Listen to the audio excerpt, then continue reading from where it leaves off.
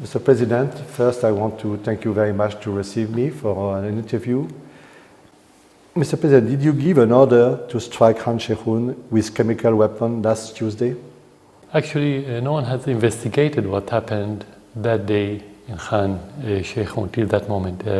As you know, Khan Sheikhoun is under the control of Al-Nusra Front, which is a branch of Al-Qaeda.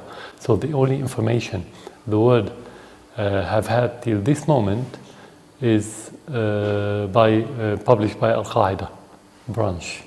No one has any other information. We don't know if the whole pictures or videos that we've been seeing are true or fabricated. That's why we asked for investigation to what happened in Khan Sheikhoun. This is first. Second, Al-Qaeda sources said that the attack happened at 6:30 in the morning, while the Syrian attack in the same area was at around noon, between 11:30 to 12. So they're talking about two different stories or events. So there was no order to make any attack. We don't have any chemical weapons. We gave up our arsenals a few years ago. Even if we have them, we wouldn't use them, and we had never used our chemical arsenal in our history. So what happened this day? As I said, the only source is Al-Qaeda. We cannot take it seriously, but our impression that the West, mainly the United States, is hand in glove with the terrorists. They fabricated the whole story in order to have a pretext for the attack. It wasn't attack because of what happened in Khan Sheikhoun. It's one event. It's a stage one, the play that we saw on the social networking and on TVs, the propaganda, and the stage two is the military attack. That's what we believe is happening, because it's only few days, 2 days, 48 hours between the play and the attacks, and no investigations, no concrete evidence about anything. The only thing were allegations and propaganda, and then strike. So who, according to you, is responsible about this alleged chemical attack? The allegation itself by Al-Qaeda, Al-Nusra Front, so we don't have to investigate who. They announced it. It's under their control, no one else. About the attack, as I said, it's not clear whether it happened or not, because how can you verify a video? You have a lot of fake videos now, and you have the proof that those videos were fake, like the white helmets, for example. They are Al-Qaeda, they are Al-Nusra Front, who shaved their beard, wore white hats, and appeared as humanitarian heroes, which is not the case. The same people were killing Syrian soldiers, and you have the proof on the internet anyway. So the same thing for that chemical attack. We don't know whether those dead children, were they killed in Khan Sheikhoun, were they dead at all, who committed the attack if there was attack, what the material. You have no information at all, nothing at all, no one investigated. So you think it's a fabrication? Definitely, 100% for us it's fabrication. We don't have arsenal, we're not going to use it, and you have many indications if you don't have proof, because no one has concrete information or evidences, but you have indications. For example, less than 2 weeks, around 10 days before that attack, the terrorists were advancing in many fronts, including the suburbs of Damascus and Hama, which is not far from Khan Sheikhoun. Let's suppose we have this arsenal, and let's suppose that we have the will to use it. Why didn't we use it when we were retreating and the terrorists were advancing? Actually, the timing of that attack or alleged attack was when the Syrian army was advancing very fast, and actually the terrorists were collapsing. So why to use it if you have it and if you have the will? Why to use it at that timing, not when you are in a difficult situation? Logically, this is first. Second, if you want to use it, if you have it and if you want to use it, again, this is, if we suppose, why to use it against civilians, not to use it against the terrorists that we are fighting? Third, in that area, we don't have army, we don't have battles, we don't have any, let's say, object in Khan Sheikhoun, and it's not strategic area. Why to attack it Well, what the reason? Militarily, I'm talking about military from a military point of view. Of course, the foundation for us morally, we wouldn't do it if we have it. We wouldn't have the will because morally this is not acceptable. We won't have the support of the public. So every indication is against the whole story. So we can say that this play that they staged doesn't hold together. The story is not convincing by any means. With the US airstrike, Trump seems to have changed his position on you and Syria drastically. You have the feeling that you lost what you have called a potential partner. I said if it was conditional. Yeah. If they are serious in fighting terrorists, we're going to be partnered. I said not only the United States, whoever wants to fight the terrorists, we are a partner. This is basic for us, basic principle, let's say. Actually, what has been proven recently, as I said earlier, that they are handing gloves with those terrorists. The United States and the West, they're not serious in fighting the terrorists. And yesterday, some of their statements were defending ISIS. They were saying that ISIS doesn't have chemical weapons. They are defending ISIS against the Syrian government and the Syrian army. So actually, you cannot talk about partnership between us who work against the terrorists and who fight the terrorism and the others who are supporting explicitly the terrorists. So can we say that the US strike changed your opinion on Trump? Anyway, I was very cautious in saying any opinion regarding him before he became president and after. I always say, let's see what he's going to do. We wouldn't comment on statements. So actually, this is the first proof that it's not about the president in the United States. It's about the regime, and the deep state or the deep regime in the United States is still the same. It doesn't change. The president is only one of the performers on their theater. He's not. If he wants to be a leader, he cannot, because, as some say, he wanted to be a leader. Trump wanted to be a leader, but every president there, if he wants to be a real leader, he later is going to eat his words, swallow his pride, if he has pride at all, and make 180-degree U-turn. Otherwise, he will pay the price politically. But do you think that it will be another attack? As long as the United States being governed by this complex of military-industrial complex and the financial companies, banks, and this what you call deep regime and work for the vested interests of those groups, of course, it could happen anytime, anywhere, not only in Syria.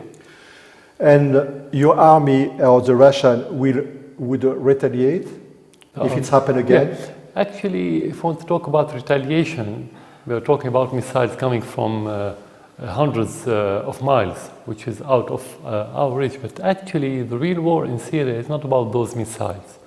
It's about supporting the terrorists. This is the most dangerous part of this war. And our response is going to be what we started from the very first day, is smashing the terrorists everywhere in Syria.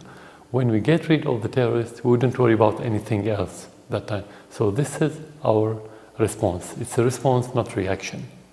So what you say means that retaliation by the Syrian army or by the Russian will be very difficult because the both are very close, very long. For us, as a small country, yeah, of course it is. Everybody knows that. It's out of reach. I mean, they can have missiles from another continent. We all know that. They are a great power, we're not a great power. Talking about the Russians, this is another issue. Would you accept the finding of an OPCW investigation? Since the very first time when we had in 2013, I think the first attacks by the terrorists on the Syrian army by chemical missile that time, we asked for investigation. We were the one who asked for investigations every time there was chemical attacks or allegations about chemical attacks. We asked. And this time we are discussing with the Russians yesterday, during these the last few days after the strike, that we are going to work with them on international investigation. But it should be impartial. We can only allow any investigation when it's impartial, when we make sure that the unbiased country will participate in this delegation in order to make sure that they won't use it for politicized purposes. And if they accuse the government, would you step down? If they accuse or they prove, there's a big difference. No, they are already accusing the government. And if you mean by them the West, no, we don't care about the West. Okay. If you mean the chemical agency, if they can prove that there's attack, we have to investigate who gave the order to that attack. But 100% as Syrian army, we don't have. And we cannot, even if we want, we cannot. We don't have the means to commit such attack, and we don't have the will. So you mean that you don't have chemical weapon? No, definitely. A few years ago, in 2013, we gave up all our arsenal. And the chemical agency announced that Syria is free of any chemical materials. Because the Pentagon said that there are chemical weapons in the air base. You deny. They attacked that air base, and they destroyed the depots of different materials, and there was no sarin gas. How? If they said that we launched the sarin attack from that air base, what happened to the sarin when they attacked the depots? Did we hear about any sarin? Our chief of staff was there a few hours later. How could he go there if there was sarin gas? How could you only have 6 martyrs if you have hundreds of soldiers and officers working there, but there was sarin and they didn't die? It's the same fabricated videos that we've been seeing about Khan Sheikhoun when the rescuers try to rescue the victims or the supposedly dead people or inflicted people, but actually they weren't wearing any masks or any gloves. How? Where's the sarin? This should be affected right away. So this is all allegation. This attack and these allegations is another proof that it was fabricated and there was no sarin anywhere. If you say that you didn't give any order, it is possible that the chemical attack could have been carried out by rogue or fringe element from the army? Even if you have rogue element, the army doesn't have chemical material. This is first. Second, rogue army cannot send airplane at their will whenever they want. It's airplane. It's not small car to take it from place to place or a small machine gun to use it. You can talk about somebody who's been using his pistol on his behalf the way he wants and break through. That could happen anywhere in the world, but not the airplane. This is second. Third, the Syrian army is a regular army. It's not a militia. It's regular army. It has hierarchy. It has very clear way of orders. So this kind of rough personnel try to do something against the will of the leadership of the army never happened during the last 6 years of the war in Syria. Did the Russians warn you before the US attack and they were present in the airbase? No, they didn't warn because they didn't have the time to warn, because the Americans called them maybe a few minutes before the launching, or some says after the launching, because it takes time to reach the base. But actually we had indications that there was something that was going to happen, and we took many measures in that regard. Do you confirm that 20% of your air force has been destroyed in this attack, as the Americans said? I don't know what the criteria and what the reference of 20%, what the 100% for them. Is it the number of airplanes? Is it the quality? Is it the, the active airplanes and the stored airplanes? I don't know what do they mean by this. No, actually what we and the Russians announced about few airplanes being destroyed. Most of them are the old ones. Some of them were not active. Anyway, this is the reality. And the proof that we've seen the strike, we haven't stopped attacking terrorists all over Syria. So we didn't feel that we are really affected. Our firepower, our ability to attack the terrorists hasn't been affected by this strike. You know, your government said in the beginning that you hit a chemical weapon depot. Is it true? It was a possibility because when you attack any target related to the terrorists, you don't know what's in it. You know that this is target. It could be a store, it could be a warehouse, it could be a depot, it could be a camp, it could be a headquarters. You don't know, but you know that the terrorists using this place, and you attack it like any other place. And that's what we've been doing since the beginning of the war on daily basis, on hourly basis sometimes. Yeah. But you cannot tell what's within this. So that was one of the possibilities, that the airstrikes attacked a depot of chemical material, but this is conflicting again with the timing of the announcement. Mm-hmm. Not because only the terrorists announced it in the morning, but because their media, their pages on Twitter and on the internet announced the attack few hours before the alleged one, which is 4 in the morning. 4 in the morning announced that they're going to be chemical attack, we have to be ready. How did they know about it? Don't you think that Khan Sheikhoun is a huge setback for you? For the first time in 6 years, the US attacked your army, and yesterday, after a brief honeymoon, Tillerman said that the reign of Assad family is coming to the end. Don't you think that Khan Sheikhoun is a huge setback for you? There's no reign of Assad family anyway in Syria. He's dreaming, or let's say he's hallucinating. So we wouldn't waste our time with his statement. In reality, no. Actually, during the last 6 years, the US was directly involved in supporting the terrorists everywhere in Syria, including ISIS, including al-Nusra, including all the other like-minded factions in Syria. This is clear and this is proven in Syria. Well, if you want to talk about the direct attacks, actually only a few months ago, there was more dangerous attack than the recent one. Just before Obama left, I think a few weeks before he left, it was in Deir ez-Zor in the eastern part of Syria when they attacked a very strategic mountain. It was a Syrian base, a regular Syrian army base, and that helped ISIS took over that mountain. And if the Syrian army wasn't resilient and strong enough to repel ISIS, the city of Deir ez-Zor would have been now in the hands of ISIS. Means direct link between Deir ez-Zor and Mosul in Iraq, which would have been a very strategic gain to ISIS. So actually no, the American government was directly involved. But this time, why did they attack directly? Because as I said, the terrorists in that area were collapsing. Mm-hmm. So the United States didn't have any other choice to support their proxies, the terrorists, but to directly attack the Syrian army, because they sent them all kind of armament and they didn't work. That's why.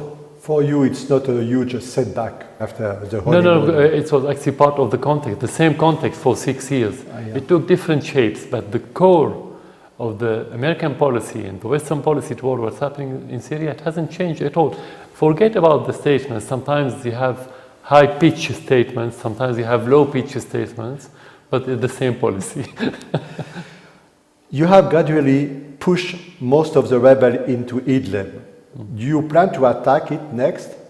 We're going to attack terrorists anywhere in Syria, Idlib or any other place.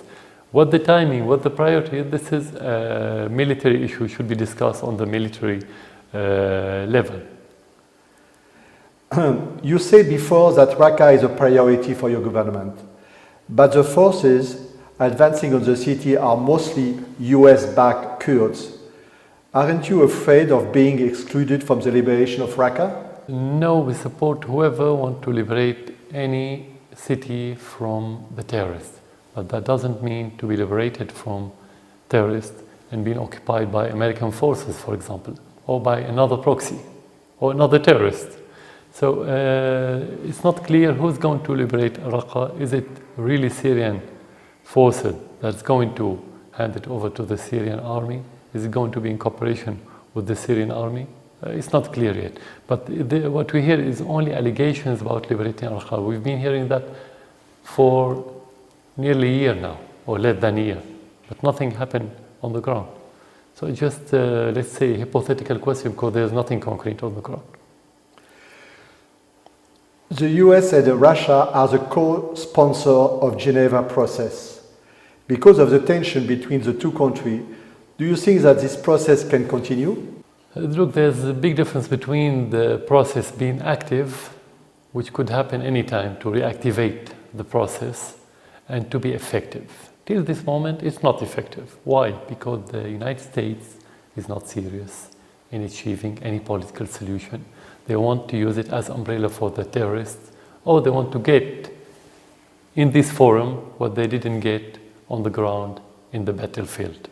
That's why it wasn't effective at all. Now it's the same situation. We don't see this administration serious in that regard because they still support the same terrorists. So we can say yes, it could be reactivated, but we cannot say we expect it to be effective or productive. No. After 6 years, Mr. President, aren't you tired? Actually, the only thing that could make pressure on you, not the political situation, not the military situation, actually the human situation in Syria. The daily bloodletting, the daily bloodshedding, the suffering and the hardship that inflicted every house in Syria. This is the only painful thing that could make you feel tired, if it's accurate to say tired. Well, regardless, if you talk about the war, about the politics, about the relation with the West, no, I don't feel tired at all because we are defending our country and we're not going to get tired at all in that regard. What makes you lose sleep? Again, the suffering of the Syrian people, the humanitarian interaction between me and every Syrian family, directly or indirectly. This is the only thing that could deprive me from sleep from time to time, but not the Western statements and not the threat of the support of the terrorists.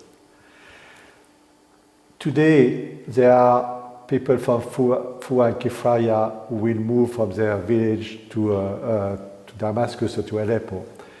You are not afraid that, in fact, it will be displacement of population and Syria after the war will not be the same as Syria before?